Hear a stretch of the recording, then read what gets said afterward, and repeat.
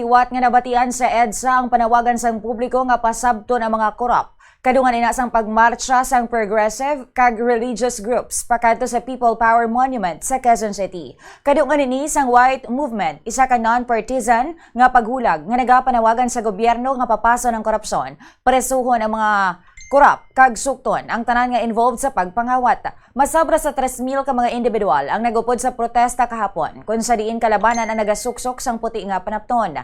Ang ila ginauyatan nga placards nagapanawagan sang accountability sa flood control scandal, impeachment kay Vice President Sara Duterte, suspension sang excise tax, pagtapna sa political dynasties kag iban pa. Sunod naman kay Kidapawan Bishop Jose Bagaforo, co-convener sa amo nga paghulag, wala sang ligwa ang paghipos lang batok sa korupsyon. Sa iyang homily kadungan sang White Movement ginpatagman sini nga ang pagkasakon sang tawo among pinakadako nga problema sa sosyedad bangod ginauna pa ang personal nga interes ipanggid sa ikaayo sang isig ka tawo. Yari ang kabahin sang homily ni Kidapawan Bishop Colleen Bagaforo.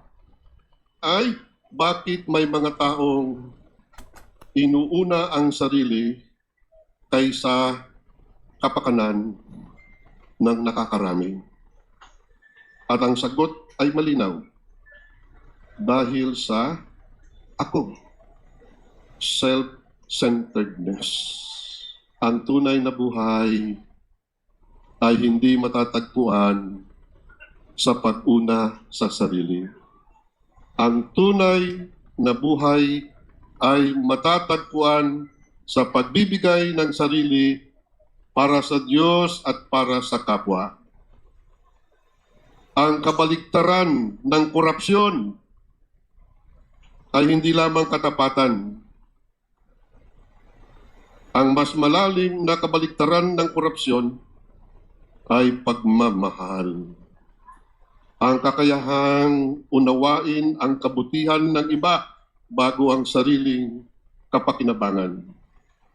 Sapagkat ang taong tunay na nagmamahal ay hindi magnanakaw sa kapwa.